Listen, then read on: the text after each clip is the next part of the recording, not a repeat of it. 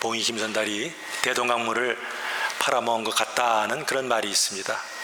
대단치 않은 것을 가지고 어수룩한 사람들을 속여서 이익을 취할 때 사용합니다.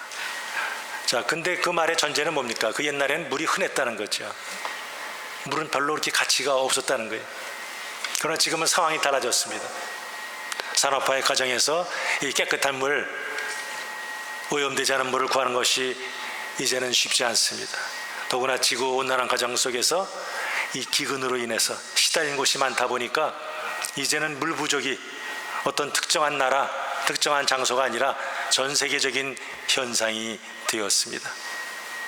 한국에 있는 그 식당이나 혹은 백화점들을 임의로 선정해서 거기서 제공하는 이런 보리차, 냉수들을 조사했더니 규정치 이상의 대장균이나 혹은 잔물질이 많이 검출됐다는 그런 보도를 봤습니다.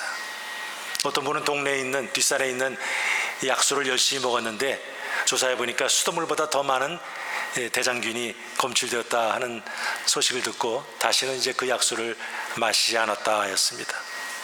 제가 지금부터 한 20여 년 전에 보스턴에 살았습니다. 거기서는 수돗물을 바로 틀어서 마셨어요. 그러나 캘리포니아에 와보니까 물을 직접 이렇게 바로 마시는 분들이 이렇게 많지는 않은 것 같습니다. 그래서 정수기를 설치하기도 하고 뭐 좋다는 물을 배달해 먹기도 합니다. 자, 오늘 본문에 보니까 예수님께서 무리를 향하여 내게로 와서 마시라 하십니다. 물론 그 물은 세상이 주는 물과는 차원이 다른 물입니다. 그 물은 영원히 목마르지 않는 물입니다. 그 물은 영생하도록 솟아나는 그런 물입니다. 그 물은 사람을 살리는 귀한 물입니다. 그렇다고 해서 뭐 아주 비싼 그런 대가를 치르는 것은 아닙니다. 자, 오늘 저희들은 이 말 설교를 통해서 과연 예수님이 의미하시는 이 물의 의미가 무엇인지 함께 살펴보면서 그 예수님의 초청에 응해서 생수의 강이 그야말로 속에서 풍성하게 흘러나오는 그런 귀한 경험하시기를 주님의 이름으로 축복합니다. 자, 우리 지난주에 살펴봤을 때 동생들이 예수님께 예루살렘에 올라가서 지금 초막절이고 사람들이 많이 모이니까 그곳에서 능력을 행하고 말씀을 전하면 아마 수많은 사람들이 따를 것이라 그런 제안을 했지만 예수님은 거절했습니다.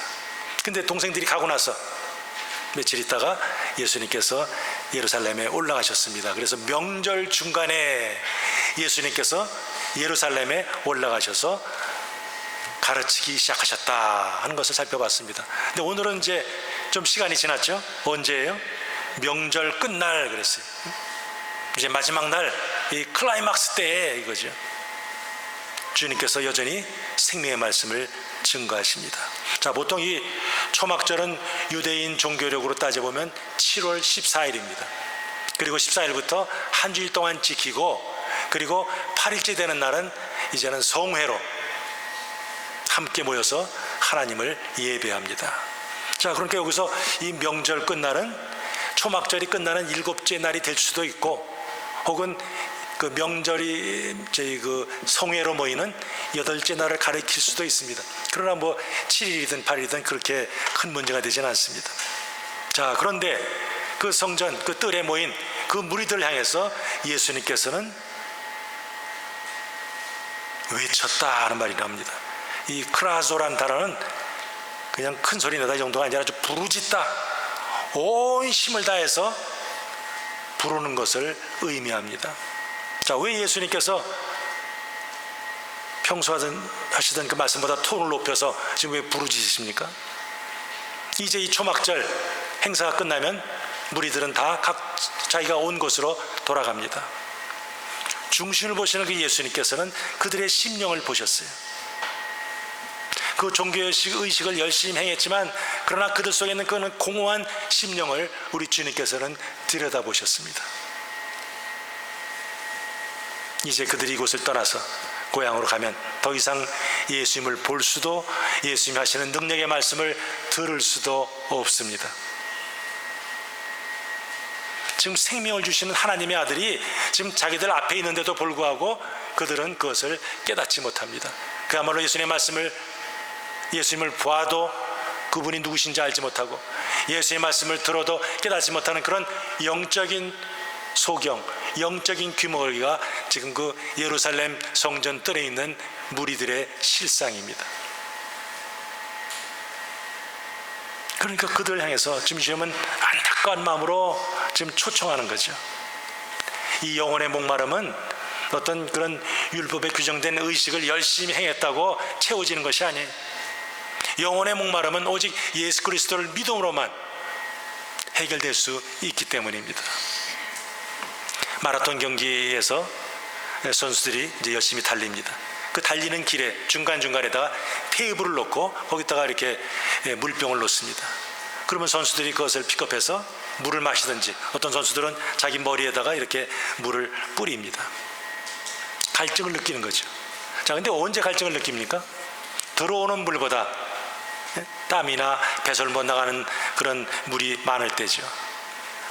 오늘 예수님께서는 그 성전뜰에서 뭐라고 외치십니까? 누구든지 목마르거든 내게로 와서 마셔라 하는 거죠. 자, 왜 예수님께서는 목마른 자들을 초대하십니까? 이것을 이해하려면 초막절에 유대인들이 그 성전뜰에서 뭐를 했나 그것을 살펴보면 됩니다. 지난주에 말씀드렸던 것 같이 이 초막절은 유대인 3대 절기 중에 하나입니다. 그리고 계절적으로는 이제 가을쯤 되니까 추수감사절의 성격을 띠고 있습니다. 자, 그리고 그 절기를 지키면서 광야 40년 동안 우리의 조상들을 하나님께서 인도하셨다, 그것을 감사하면서 이제 그때를 추억을 합니다. 자, 그런데 광야를 지날 때 제일 필요한 게 뭐예요? 물이죠, 물. 그래서 이스라엘 백성들이 목마릅니다. 그들이 부르짖었을 때 하나님께서는 무리바 그 반석을 땅 깨뜨려 가지고 그들을 먹이셨어요. 그것을 기념하기 위해서 이 초막절에는 일주일 동안 하루에 한 번씩 이 예루살렘 수원지에 해당되는 실로암 물에 가서 그 금 항아리에다가 물을 담아서 가져와서 성전 옆 그 제단에 있는 물두멍에다 붓습니다. 둘째 날도 그러고, 그리고 일곱째 날에는 7번 그런 행동을 합니다. 자, 그러면서 그 모인 무리들은 출애굽 당시에 우리들에게 물을 허락하신 하나님, 이제 저희들이 한 해 농사를 마치고 이렇게 수확을 거둬서 하나님께 예배를 드립니다. 내년 한 해도 농사를 지을 때 좀 물을 넉넉하게 허락하옵소서 하는 그런 기원을 합니다. 그러면서 모인 무리들은 기쁨으로 구원의 물을 우리에게 주소서 일제히 외쳤어요. 그 물을 생각나게 하는 그 초막절에 지금 우리 예수님께서는 물에 대해서 말씀하시면서 그냥 단순히 마시는 물이 아닌 영적인 새로운 의미를 가진 물에 대해서 말씀하십니다. 자, 지금 예수님께서 이 초막절에 오셨어요. 그러면 지금 이 초막절이 생겨난 지 몇 년쯤 흘렀습니까? 대충 계산해 보면 몇 년이 흘렀어요. 지금 몇 년 동안 지금 이스라엘 백성들이 지금 초막절을 지키고 있어요? 적어도 한 1400년 뭐 이렇게 되겠죠. 지난 1400년 동안 이스라엘 백성들이 열심히 초막절을 지켰는데 사실 그것은 다 전야제에 불과하다는 거죠. 이제 예수님의 오심은 바로 그 초막절을 이제 완성하실 분이 오셨다 하는 거죠. 목마름, 이것은 단순한 육신적인 갈증이 아니죠. 예수님은 어떤 육신의 목마름을 해결하기 위해서, 어떤 육신적인 필요만을 채우기 위해서 이 땅에 오시지 않으셨습니다. 바로 죄로 인해서 목말라 하는 그 인생들을 구원하시기 위해서 오셨습니다. 근데 하나님의 복을 받으려면, 그러니까 먼저 전제 조건이 뭐예요? 영적인 갈증을 느껴야죠. 나는 부족합니다. 나는 죄인입니다. 나는 한계가 있습니다. 나의 부족함을 채워주셔서 하면서 주님을 바라봐야죠. 그 하나님을 바라보는 것이 하나님의 은혜를 받는 첫 단계라 할 수 있습니다. 자, 아담과 하와가 에덴 동산에 살 때 그들은 부족한 것이 없었어요. 날마다 하나님과 동행하는 삶을 살았습니다. 그러나 잘 아시는 대로 선악과를 따먹었을 때 그들은 에덴 동산에서 쫓겨나게 되었어요. 불순종의 죄로 말미암아 이 땅에 사망이 들어왔습니다. 그러나 사랑의 하나님은 그들을 인간을 포기하지 않으셨어요. 어떻게 하면 저들을 구원할까? 바로 인류 역사는 하나님의 구원 역사라 그렇게 부를 수 있습니다. 하나님은 길이와 높이와 깊이와 너비를 측량할 수 없는 그 사랑을 가지고 오늘도 하나님이 예비하신 사람들을 하나님께로 좀 부르고 있어요. 그래서 이제는 탕자 같은 생활을 청산하고 이제는 회개하고 하나님께로 돌아오는 겁니다. 그래서 성경에 보면은 하나님의 초대, 삼위일체 하나님의 초대에 관한 글들이 있습니다. 우리 같이 한번 하나님은 어떻게 초대하시는지 우리 이사야서 한번 읽겠습니다. 시작. 너희 목마른 자들아 물로 나오라. 돈 없는 자도 오라. 너희는 와서 사 먹되 돈 없이 값없이 와서 포도주와 젖을 사라. 하나님과 올바른 관계를 갖지 아니하고 말씀에 불순종하고 우상을 섬기는, 그래서 영적으로 갈급한 그런 이스라엘 백성들을 향해서 지금 하나님께서 초대하시는 거죠. 하나님께 나오기 위해서는 뭐 복잡하게 준비하고 뭐 이런 것을 준비하고 이런 것들이 없다는 거죠. 그저 하나님께만 나가기만 하면 돼 하면서 지금 하나님께서 값없이 오라 말씀하시죠. 우리 신약에서도 마태복음에서 예수님께서 사람들을 초대하십니다. 시작. 수고하고 무거운 짐 자들아 다 내게로 오라. 내가 너희를 쉬게 하리라. 그리고 계시록에서는 성령님과 그리스도가 함께 또한 초청을 합니다. 자, 우리 계시록 시작.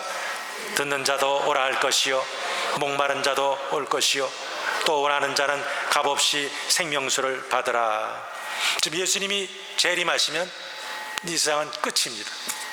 믿는 자들은 이제 이 땅에 있는 이 죄나 혹은 몸으로 된 것이 부활체로 바뀌면서 낙원에 있는 그 영혼과 합쳐져서 새하늘과 새 땅으로 들어갑니다. 그러나 믿지 않은 자들은 어떻게 됩니까? 영원한 멸망, 지옥으로 떨어지죠. 그러니까 지금 초대하는 거예요. 계시록 이제 이 세상의 마지막 때를 바라보면서 초대하는 거죠. 예수님이 재림하기 전에 이미 믿는 자들은 구원을 견고히 하라 하는 거죠. 그리고 아직 믿지 않는 자들은 예수님을 영접하는 그런 구원을 위한 실제적인 행동을 하라 하면서 지금 초대하고 있습니다. 자, 지금 예수님은 이 초막절에 성전들에 모여있는 그 수많은 무리를 향해서 지금 초대하십니다. 그 무리 뭔가 오늘 사도 요한은 뭐라고 그 설명해요? 믿는 자의 받을 성령, 그렇게 설명하고 있습니다. 그러니까 예수님이 주시는 그 성령을 마실 수 있는 조건은 딱 하나죠. 예수님을 믿는 거예요. 그러니까 믿는 자의 받을 성령이라 하십니다. 자, 믿는다는 것은 나도 압니다. 예수님 베들레헴에서 태어나셨고 뭐 애굽으로 피난 가셨고 그 다음에 나사렛에서 사셨고 그 다음에 세례자 요한에게 세례받으셨고, 그런 지식적 것을 아는 것이 믿는 것이 아니에요. 그런 지적인 동의를 말하는 것이 아니에요. 나의 삶 전체를 예수님께 의탁하는 거죠. 전적으로 그분이 나의 왕이시고 나의 주인이신 것을 인정하는 거죠. 받아들이는 거죠. 그럴 때 우리가 죄 사함을 받을 수 있고 갈급한 우리의 심령 가운데 생수가 채워집니다. 그래서 예수님 말씀하십니다. 내가 곧 생명의 떡이니 내게 오는 자는 결코 줄이지 아니할 터이요 나를 믿는 자는 영원히 목마르지 아니하리라. 요한복음 6장 35절에 나옵니다. 자, 약을 먹어야 그 약 기운이 돌아서 어떤 나쁜 증세들이 완화가 되든지 치료가 됩니다. 마찬가지로 예수님께서 갈보리 산상에서 아무리 돌아가셨다 할지라도 그것을 받아들이지 않으면 그것은 그냥 2000년 전에 있었던 한 주이시의 죽음, 이런 역사적인 사건에 불과하죠. 그러나 그 예수님이 나의 죄를 위해서 돌아가셨습니다 하면서 그것을 받아들일 때 비로소 구원의 효력이 우리 안에 역사하게 되어 있습니다. 우리 세가족반한테 제일 먼저 물어보는 게 뭐예요? 복음이 뭐요? 믿음이 뭐요? 물어봅니다. 믿음이 뭐라고 그랬어요? 선포된 복음을 받아들이는 것이라 그랬어요. 그럼 선포된 복음은 뭡니까? 예수님이 우리 죄를 위해서 죽으시고 다시 살아나셨다는 것, 즉 십자가의 죽음과 부활, 이것이 구원론적으로 본, 즉 예수님이 뭐 하셨는가 하는 면에서 본 복음입니다. 그다음에 예수님은 누구신가? 그런 정체성, 기독론적으로 볼 때는 뭐예요? 예수님은 그리스도, 예수님은 하나님의 아들, 예수님은 우리의 주인, 예수님은 우리의 구주가 되시는 거죠. 우리가 육신은 비록 늙고 병들지라도 우리가 예수 그리스도를 온전히 믿을진데 우리는 부활해서 주님과 더불어 영원한 삶을 살게 됩니다. 그렇다고 해서 예수 믿는 것이 그저 죽고 나서 천국 갈 것만 기다려서는 안 되죠. 자신을 비우고 그 비워진 곳에 하나님의 것으로 체험받아서 주님이 원하시는 삶을, 사역을 감당해야 합니다. 주님의 말씀대로 살겠다는 결단을 해야 합니다. 오늘 본문에 보니까 성경의 이름과 같이 하는 말이 나옵니다. 그럼 여기서 언급하는 성경은 뭐예요? 생수에 관해서 언급하고 있는 구약 성경을 가리키죠. 이사야서 12장, 요엘서 3장, 스가랴 14장 이런 구절들을 가리킵니다. 예를 들어서 이 스가랴 14장 8절에 의하면 그날의 생수가 예루살렘에서 솟아나서 절반은 동해로 절반은 서해로 흐를 것이라 하였는데, 바로 예수 그리스도를, 그 예수 그리스도의 그 대속의 피, 그 대속의 피를 믿도록 뭐가 역사한다는 거예요? 성령께서 이제 활발하게 역사하실 것을 예언하고 있습니다. 잘 아시는 우리 에스겔서 47장에도 보니까 성전 물지방에서 물이 졸졸졸졸 흐르기 시작합니다. 에스겔이 오고 신기원에 이게 뭔가 따라가 보죠. 그랬더니 한 1,000척, 즉 1,000규빗, 한 450m를 딱 가보니까 그 물이 얼만큼 차요? 발목까지 찹니다. 또 1,000척을 가보니까 이제는 그 발이, 이제 물이 요 무릎까지 차죠. 발목에 물이 차서는 어때요? 그냥 찰랑찰랑 하면서 마음대로 가죠. 자, 무릎까지 차면 어때요? 아까보다 힘들죠. 그러나 갈 수 있어요. 그러다가 1,000척 지나니까 또 뭐예요? 이제 배까지 물이 찼어요. 이거 저항이 커가지고 걷기가 힘들죠. 그러다가 나중에는 능히 헤엄쳐 건널 수 없는 넓은 강이 되었더라, 이게 말하죠. 그게 말은 뭘 뜻합니까? 믿는 자에게 임할 성령의 역사가 이제는 구약시대와 달리 새로운 시대에는 그야말로 아주 차고 넘칠 것을 예언하고 있습니다. 성령이 부어진다, 이 말이 뭐예요? 성령의 역사가 흘러넘칠 것을 말하는 거죠. 그래서 그 부어진 성령이 믿는 사람 안에 들어가면 그 사람은 완전히 변해서 새 사람이 되고 그 안에 있는 모든 죄의 문제들이 다 해결된다는 거예요. 세상에 있는 만족은 어떤 외부적인 조건에 달려 있어요. 돈이 많아지고 건강해지고 자식들이 어떻게 잘 되고 이러면 기쁜 거고 행복한 거죠. 그러나 그것은 일시적이에요. 가변적이에요. 얼마든지 상황에 따라 달라질 수 있습니다. 그러나 예수님을 믿음으로 생기는 그런 성령께 주시는 그 만족은 그런 생수의 원천이 되는지라 지속적이고 변함이 없어요. 그래서 예수님께서는 이제 무리들에게 얘기하죠. 믿는 자들에게 뭘 약속해요? 생수의 강이 흘러나오리라. 직역하면 생수의 강들이 그 배에서 흘러나온다 말씀하고 있어요. 그 말씀은 우리 요한복음 4장에서 수가성 여인에게 하신 말씀과 비슷합니다. 내가 주는 물을 먹는 자는 영원히 목마르지 아니하리니 나의 주는 물은 그 속에서 영생하도록 솟아나는 샘물이 되리라. 즉 생수의 강들이 그 배에서 흘러나오게 될 것이라. 그 배, 그가 누구 가리키나? 둘로 볼 수 있어요. 하나는 성도들의 배, 또 하나는 그리스도의 배. 문법적으로는 둘 다 맞는 말이죠.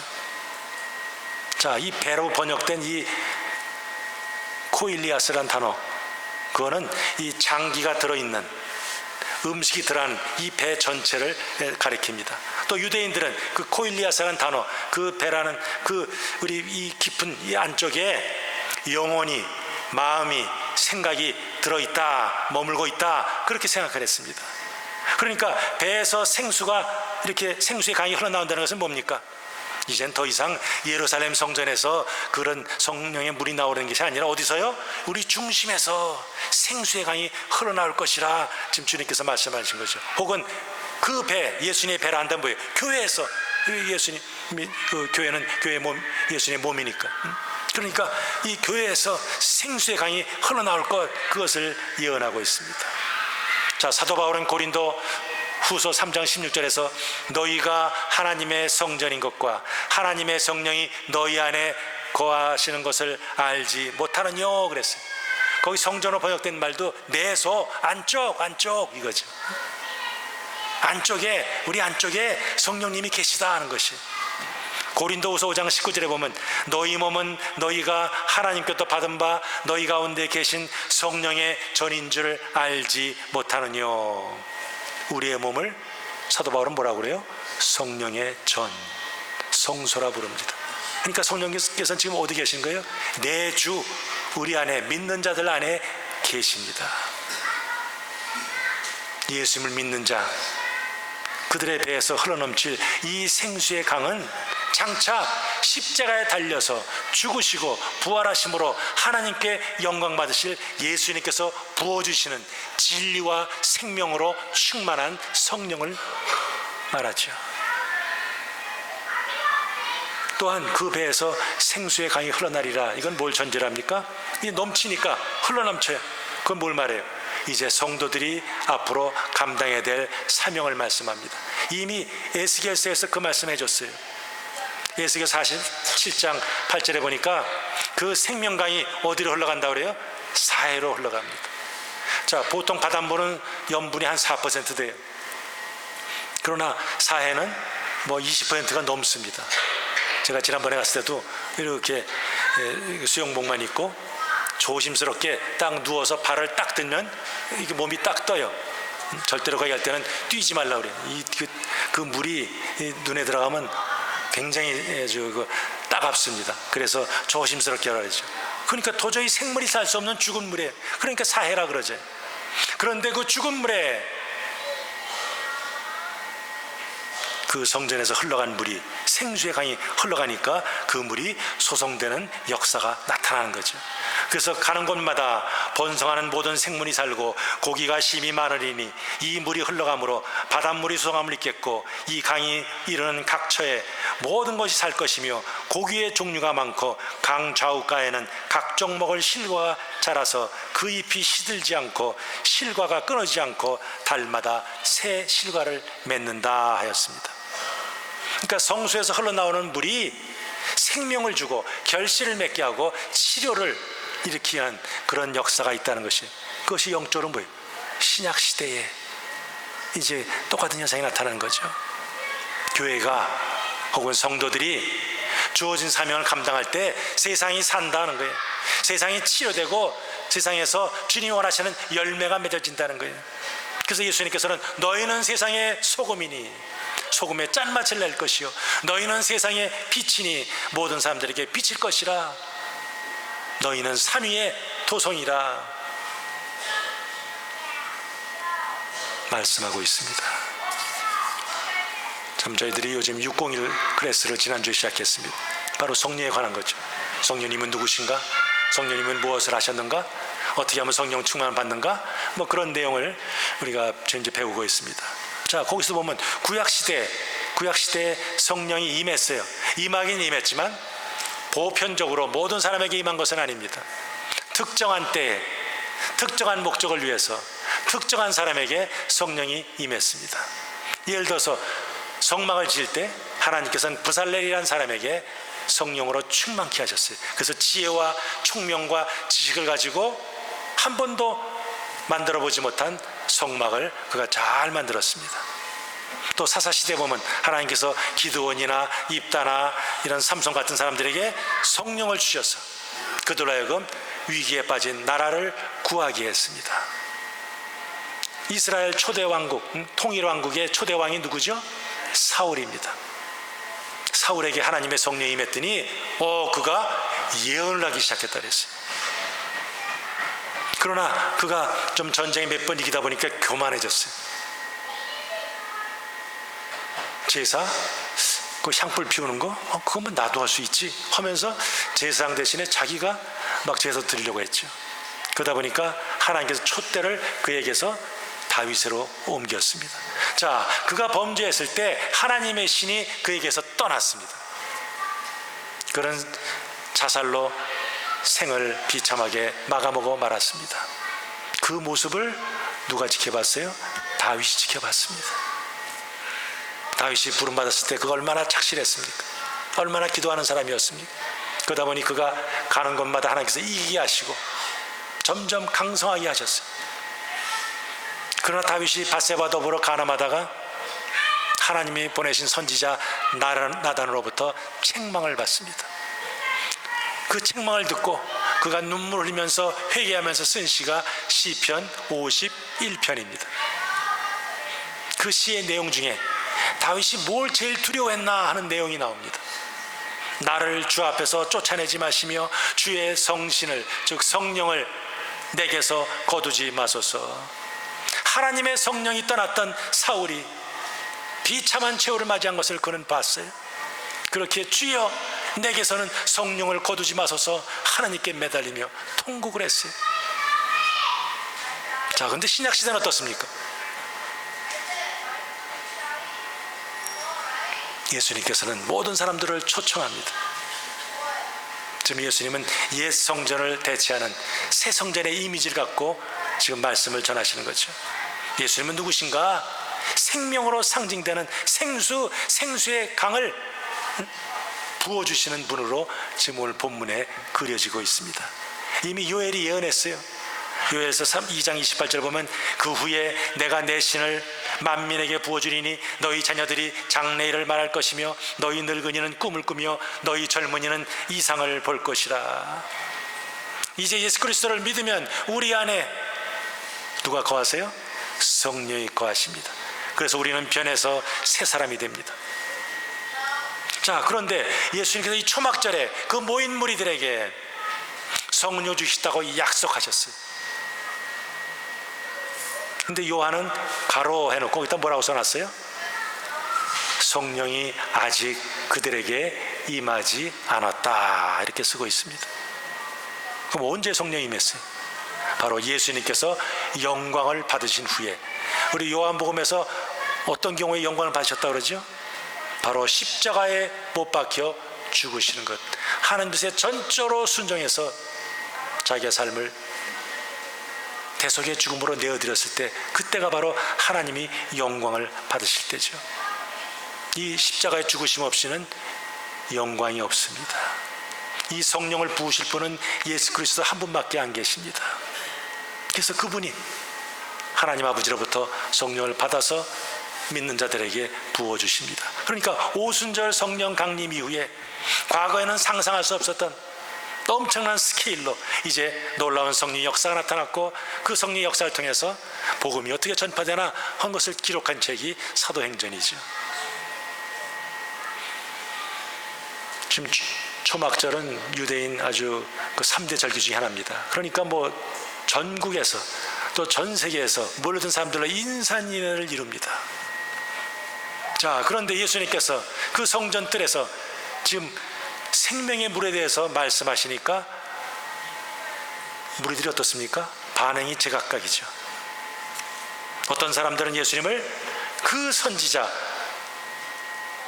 그 정관사 더를 붙인 이유는 뭡니까? 누군가 선지자라고 얘기한 거죠. 즉 모세가 말씀하신 그 선지자가 바로 이 사람인가 하면서 말하는 사람들이 있었다는 거죠. 또 어떤 사람들은 이 사람이 그리스도 메시아인가? 그럼 어떤 사람들은 아니야, 그리스도일 리가 없어, 이렇게 말했다고 합니다. 이미 우리 요한복음 앞부분에도 보면은 바리새인들이 세례자 요한이 사람들에게 세례를 베푸니까 많은 사람들이 세례자 요한이 혹시 메시아가 아닐까 생각하니까 와서 신문하지 않습니까? 그때 세례자 요한에게 네가 바로 그 선지자냐? 하는 묻는 장면이 있죠. 또 빌립도 예수님은 뭐라고 그래요? 모세가 율법에 기록하였고 여러 선지자가 기록한 바로 그분을 내가 봤어, 그러니 와 보라 하면서 빌립이 전도를 하죠. 오병의 기적을 맛본 사람들은 어떻습니까? 예수님을 그분은 세상에 오실 바로 그 선지자라 고백하면서 예수님을 억지로 왕으로 삼으려고 했어요. 자, 그런데 그 일부 사람들이 왜 예수님을 그리스도로 인정하지 않습니까? 그들이 말하는 근거가 뭐예요? 그리스도가 어찌 갈릴리에서 나오겠느냐 하는 거죠.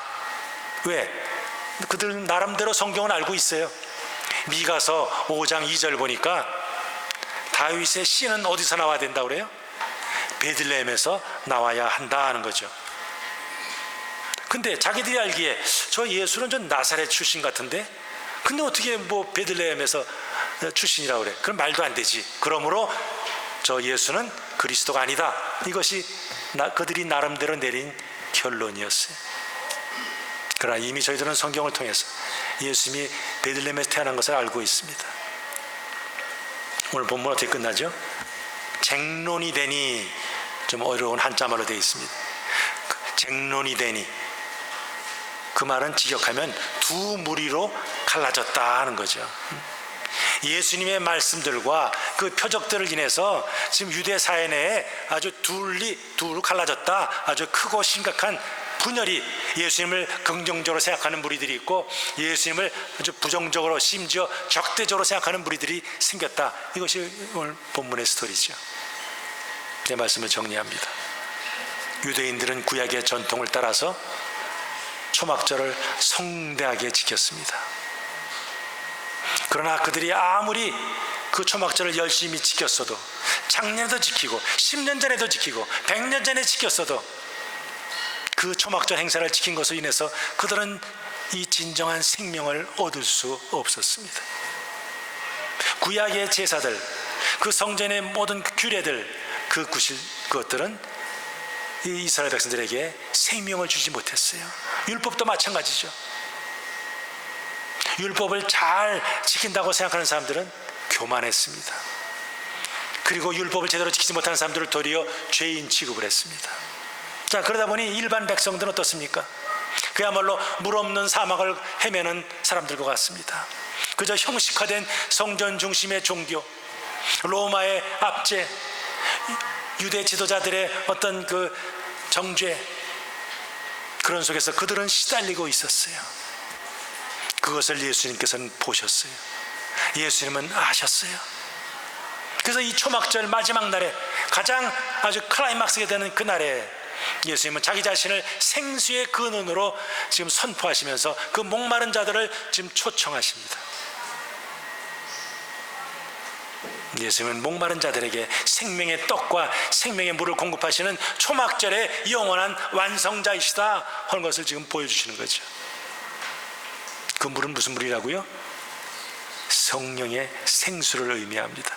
누구든지 예수 그리스도를 믿으면 그 생수를 마실 수 있음, 이것이 주님의 가르침이죠. 그것은 영원한 생수인지라 먹었다고 해서 다시 목마르지 않습니다. 이제 십자가와 부활을 거쳐서 승천해서 영광을 받으신 후에 예수님이 원래 오리지널 보혜사인데 또 다른 보혜사인 누구요? 성령님을 이 땅에 보내셔서 사람들 안에 거하게 하시고 그들로 하여금 이제 이 생명의 삶을 누리게 하십니다. 그것을 약속하셨어요. 그럼 지금은 뭐예요? 바로 그 약속의 시대죠. 근데 우리에게 이런 놀라운 생명의 약속이 주어졌음에도 불구하고 많은 사람들이 성경을 알지 못하죠. 많은 사람들이 예수님을 믿지 못합니다. 그러니 믿지 않은 자들에 대한 전도가 필요하지요. 또한 이미 믿는 자들 어떻습니까? 믿는 자들도 이 주님과의 지속적인 관계가 없으면 우리 영혼이 드라이해져요. 메말라져요. 처음 사랑도 잃어버려요. 다 귀찮아, 이렇게 되죠. 나도 왕년에 한번 섬겨봤어, 이래. 우리 육신이 너무 편해도 영혼의 갈증을 느끼기 어렵습니다. 세상의 염려와 근심으로 가득 차도 갈증을 제대로 느끼지 못합니다. 육신적으로 지나치게 곤고하고 육신의 질병이 심해도 이 갈증을 느끼지 못합니다. 사슴이 신의 물을 찾기에 갈급한 것 같이 내 영혼이 주를 찾기에 갈급하나이다. 그 시편 42편의 그 고백이 바로 저와 여러분들의 날마다의 고백이 되어야 합니다. 그 목마름을 해결하려면 우리는 생수의 근원 되시는 예수님께 나가야 합니다. 그리고 그분이 주신 것을 마셔야 합니다. 생수의 근원 되시는 그 주님과 기도로, 말씀으로, 예배를 통해 교제를 하면서 나갈 때 우리의 삶이 풍성해지고 우리는 성령의 능력으로 충만해집니다. 그럴 때 그것이 흘러넘쳐서 다른 사람들에게도 은혜를 전할 수 있어요. 그래서 사도 바울은 질그릇 같은 우리에게 복음의 보배를 담겨주셨다 그랬어요. 그것이 흘러넘쳐서 우리 인생에 거룩한 영향력을 끼쳐야겠습니다. 이 자리에서 우리 모든 성도님들이 바로 이 생수의 강이 흘러나오는 체험하시면서 세상을 소송케 하는 그런 성리 역사의 통로로 하나님께 쓰임 받으시면서 영광 돌리시기를 주님의 이름으로 축복합니다. 아멘.